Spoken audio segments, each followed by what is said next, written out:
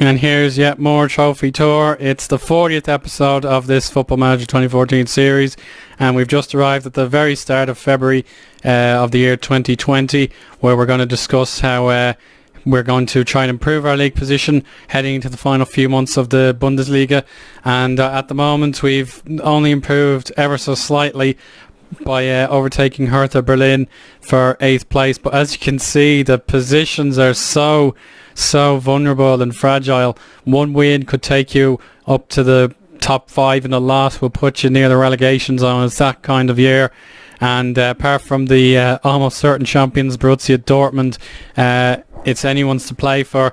So here at Wolfsburg, we have a lot of work to do to try and improve our record of 8 wins, 5 draws and 7 defeats with a neutral goal difference. We'll just take a look at these stages now for you, and you can see, judging by our home record, we'll take a look at that. It's pretty okay, like 11 games, 5 wins, 3 draws, 3 defeats. That's alright. It's our away record, which is kind of iffy, but it could be worse. Borussia Dortmund, as you know, are way out on top, unbeaten at home all season, which is a great achievement. But we have a lot of work to do to try and improve our position and get the top 5 we're predicted to do at the start of the season. So now let's take a look at these fixtures. Ever since losing 3 in a row, we failed to win 2 consecutive friendlies against Red Bull. That was played by my assistant, actually. I forgot to change it back to me. And then we played Lugano. We drew 2-2 there. I'll talk about Eder in a moment.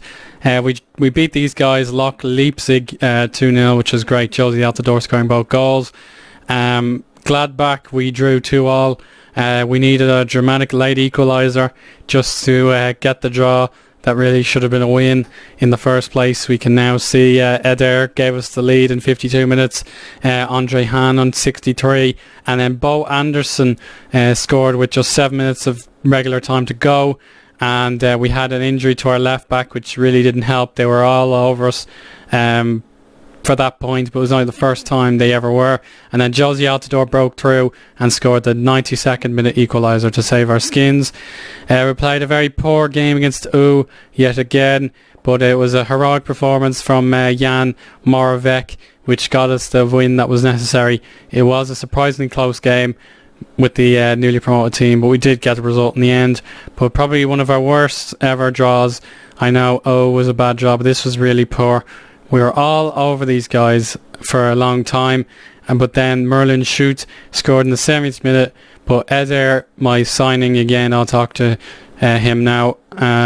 He got the penalty in the 77th minute, so it's really annoying that we weren't able to beat some very poor teams, particularly at home. So now we're crunch games against Hoffenheim, Leverkusen, Bayern Munich, among others, coming up. So the odds of us doing well are certainly... the potential's there, but certainly slim. But now let's finally talk about the most important segment of this episode, which is, of course, the transfers. And we brought in 2 players immediately. The first being Eder.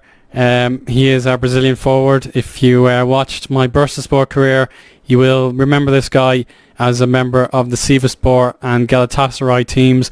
But Galatasaray's buyout clause was pretty high at 14.25 million, so I decided to cash in while the iron was hot, and I've brought in Eder. He's already scored 2 times in 2 starts, with one of them being a penalty, so that's great news. But yeah, it's a little disappointing that Galatasaray have made such a big profit on him, but I do hope that he is the poacher supreme. He does look like a potential target man, but he doesn't quite have the heading or the jumping compared to some others, and anticipation and bravery would need to be improved. And then I brought in a new right back because we sold Wallace. His name is Juan Martinez, a very young man from the Argentinos. So we brought him in, and he's played 1 game off the bench with a 6.7 rating, but he will be one for the future. But it was just a cheap alternative to Wallace. So now we'll take a look at Wallace himself. He's gone to Schalke. He threw in a transfer request out of the blue since Alan Nyom was taking his place, and that was 4.5 million in the bank. And then unfortunately one striker had to depart the club as a result of Eder's arrival, and I chose Apostolos Velios to take the hit, and he's now playing for the Russian side, Krasnodar. So we made 5.75 million back on him. So our finances are quite healthy, but we have spent a fair amount of money so far this season, but we will expect to make it back with interest later on in the year. So we'll take a look at our other big signings who left at the start of the season. He's not doing well. Perisic is doing okay, but he was doing better when I last saw him. And Pilar, he's having a great season, even though he's only played 11 times. So I think we made the right decision to let them go. So we have 3 more signings to talk about as well in just a moment, but we do have injury problems to Yael Diaz. He's gone for another little while, and Henrique is just about to recover from a thigh strain. So it's very annoying that we've now got weak position. We're very weak on the left hand side of midfield. Diaz is still out for another 3 to 5 weeks, and Sousa was injured as well during pre-season, which was exceptionally unhelpful. So we're very weak in that position, but Mehmedi and Schmid and all them are still doing their best. Schmid not having a great second half of the season. I was expecting better of him, but you can see he's very average. But yeah, we'll talk about our future signings coming at the end of the season, all free transfers. Number 1 is attacking midfielder by the name of Alan Ruiz. He's coming from San Lorenzo of the Argentinian league. So the talent is there in Argentina. It's very cheap. So I recommend all my FM friends to seek Argentinian talent if you're desperately in need. And I'm going to bring in a new goalkeeper, Remy Leclerc from Olympique Lyon.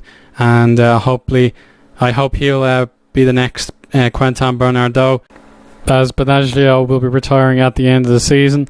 I've got one more signing to show you now. His name is Sergio Antonio, and he'll be coming to us from Real Madrid. He cost over 12 million euros for them to sign him, so to get him for free so soon. You can see he's got some good stats. They bought him off Porto for 12 million euros, so to get him on a free for absolutely nothing is a great piece of business in my opinion. And we'll now just take a quick look at our tactics. He could be a replacement for Shawcross or Guilherme, depending on how I feel about it. So I have to take my pick and decide what I should do.